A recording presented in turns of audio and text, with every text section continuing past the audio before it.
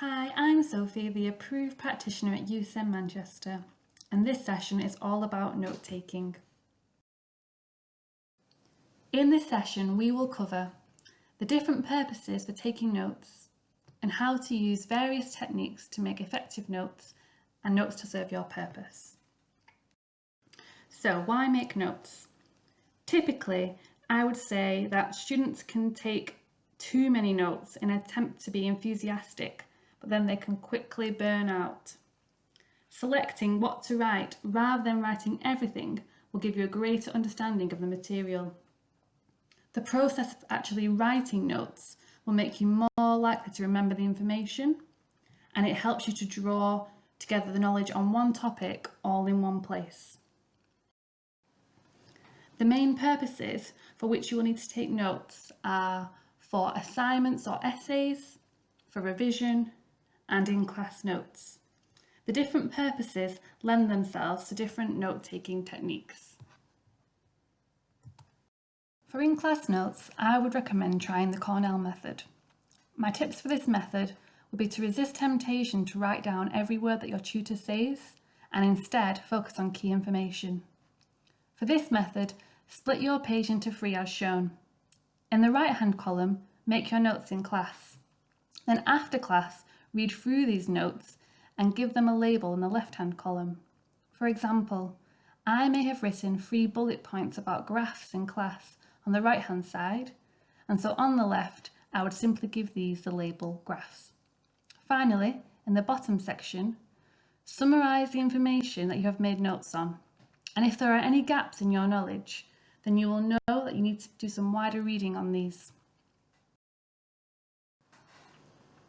When making notes for revision, you are trying to do this in a way that will help you recall the information in an exam. For this, we're going to look at a few different techniques, but you can choose whatever works for you. The first technique is know, want to learn, learned. This is a good reflective exercise. Split your page into 3. In the first column is where you will make notes on what you already know about a topic.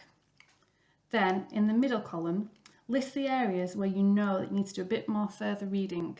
And finally, when you have done this, tick off these in the learned column. Mind maps. Write the name of the topic in the centre. Then make notes on various key themes.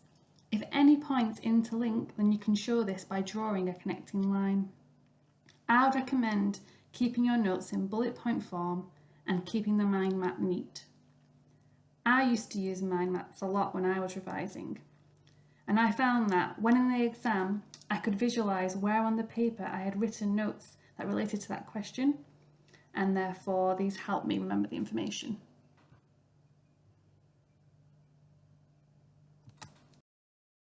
Linear notes are similar to mind maps, except you make notes one after the other in a line.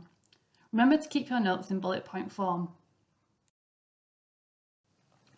For some people, recording themselves explaining a topic is a great revision technique.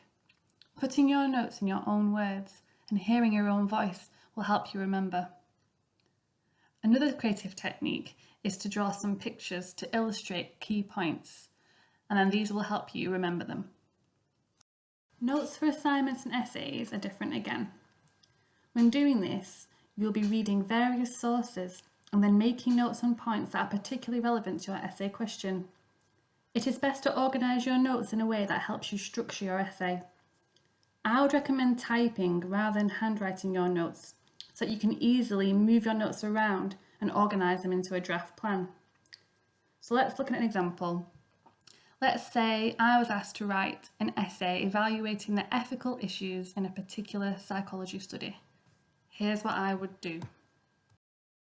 Firstly, I might try the know, want to know and learn technique to reflect on the points of the essay that I'm already confident with. For example, I've been asked to write an essay on ethical issues, and so in the left-hand column, I have written that I'm confident with issues such as consent and debriefing, and I already have a lot of notes on these. However, there are other key issues that I'll need to do some further reading around, and I have written these in the middle column.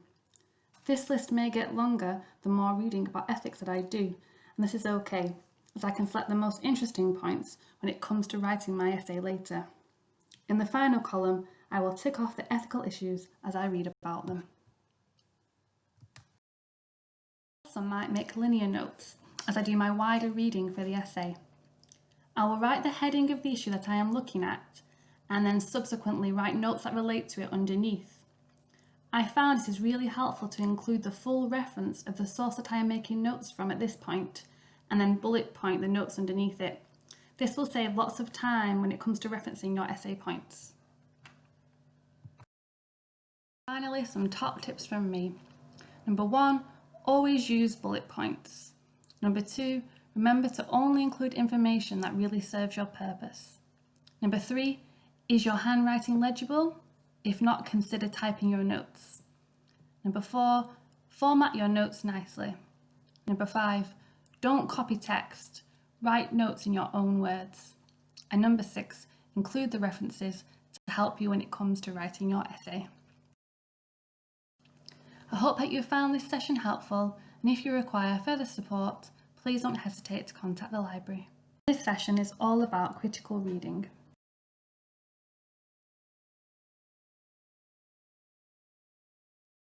In this session, we will cover how to identify appropriate information sources to support your studies, and how to find reliable information sources using the library and other search tools. At the start of a module, you'll be given a reading list from your tutor. This usually consists of textbooks that will give you a good overview of the module content, but you will also need to find your own information on various topics that is more specific and in-depth. Doing this will deepen your understanding of the module content on a weekly basis, and it is especially important when it comes to your module assignments. Now let's take a look at what to read. Whilst websites like Wikipedia may be useful for everyday general information, the content on those websites can be written by anyone, and therefore it is not a reputable source. We should never use Wikipedia in our academic work. Instead, we look for what we call scholarly sources. These are credible sources that are likely to be accurate, and there's a high degree of chance that we can believe them. Sources that are based on research and expertise, and sources that are written by an academic or someone who has an authority in the specific field. Good examples of scholarly information are journal articles, books, ebooks, edited books, and websites published by official bodies and organisations. Now have a go at this task. Read the 6 sources below and have a go at ranking these from the most scholarly to the least scholarly. Here are the answers to the task. Don't worry if you got some of these wrong, as we will cover this content in the next few slides. Articles. Articles published in journals are widely regarded as the most reputable source. This is because they are peer-reviewed, which means they are read, checked over, and recommended by key academics in the field. Referencing to journal articles will get you higher marks in your assignments. It's not necessary to read an entire issue of a journal. Instead, you can search for individual articles by looking up keywords linked to your topic. You can read the abstract before reading the whole article, which will give you an indication of whether or not that specific article is relevant to your essay. Academic books. Books are usually a summary of a topic, as opposed to a write-up of research findings like journal articles are.